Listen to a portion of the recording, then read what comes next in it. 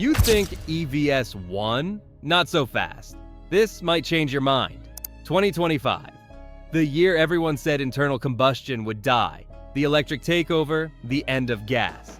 Politicians declared it, automakers swore it, even oil execs started buying battery startups just to hedge their bets. But guess what?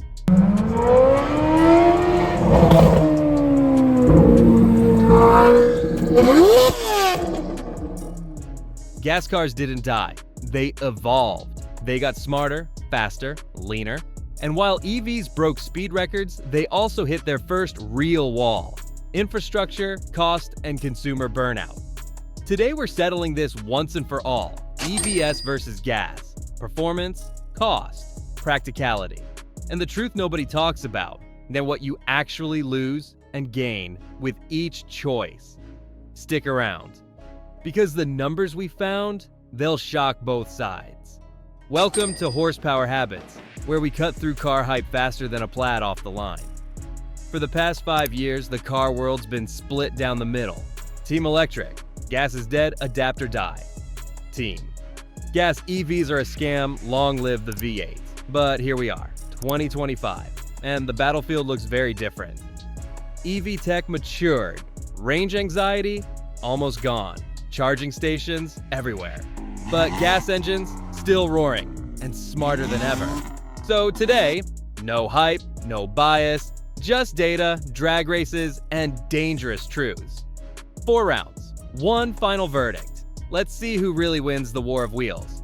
Let's start with what car people actually brag about: speed. EVS are monsters, instant torque, no gears, no lag, just warp speed silence.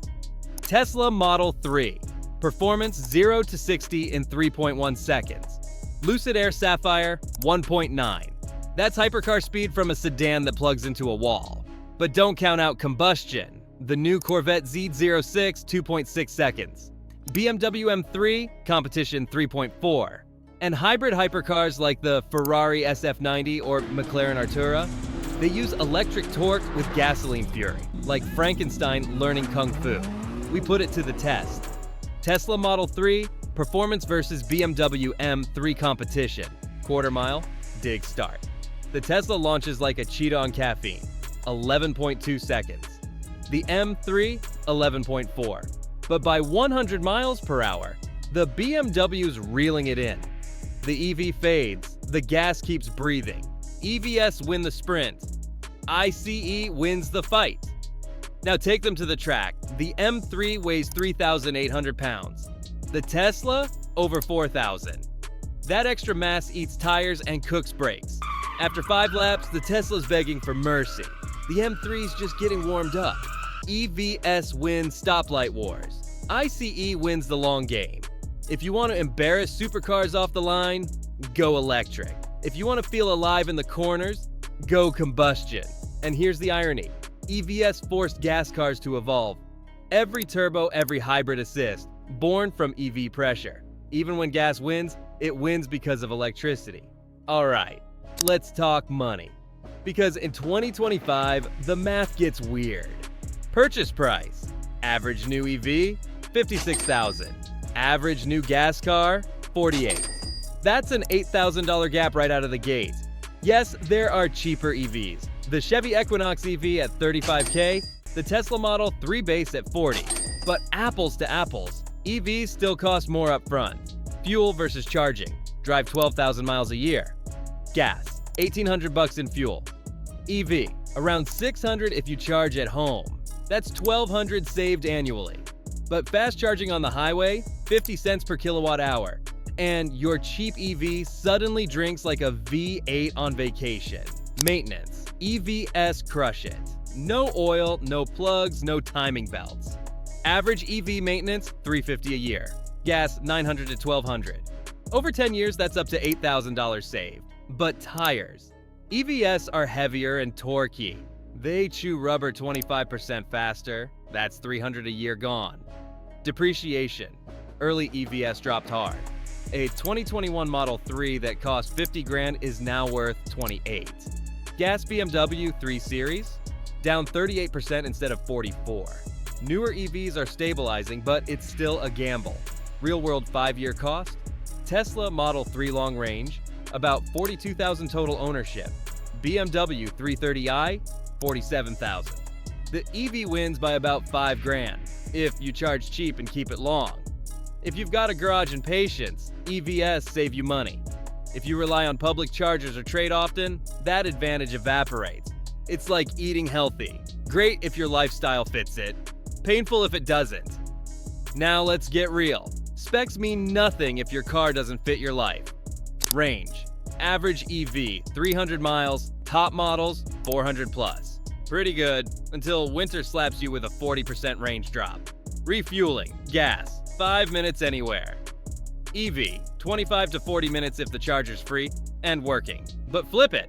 If you have home charging, EVs are magic. Plug in, go to sleep, wake up full. You'll forget what a gas station smells like. Commuters, heaven. Apartment dwellers, pure pain. Public charging is inconsistent, sometimes expensive, often broken. Towing and hauling, EVs struggle. The F-150, Lightning 320 miles empty. Tow 7,000 pounds, drops to 130. Gas F-150, still around 300, no drama. Cold weather, EV batteries hate it. Cabin heat drains range fast. Gas cars use waste heat, basically free warmth. If you have home charging and drive local, EVs win convenience. If you travel, tow, or live in freezing climates, gas is still the king.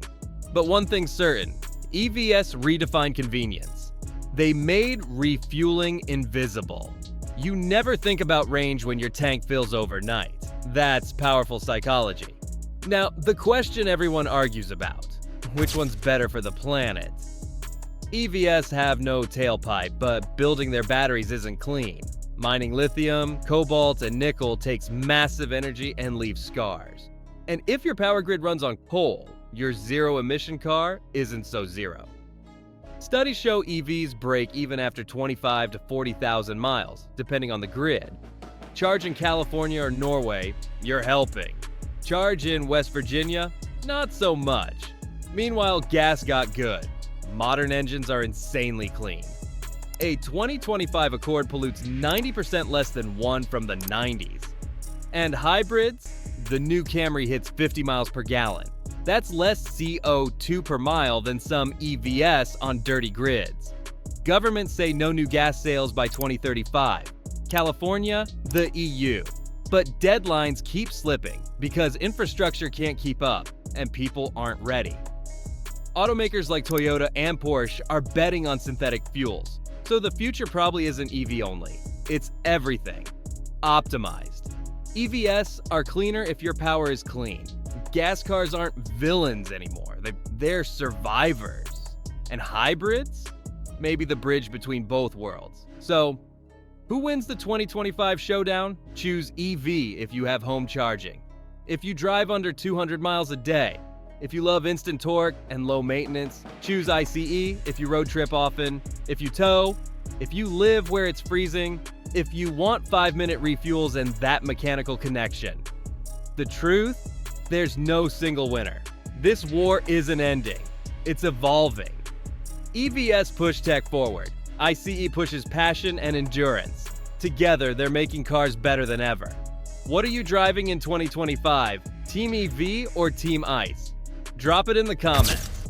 And if you made it this far, you're exactly the kind of gearhead I make this for. So smash that like button, hit subscribe, and stay tuned. Because next week on Horsepower Habits, we're testing a concept car that charges itself while you drive. Stay fast, stay curious. I'll see you in the next one.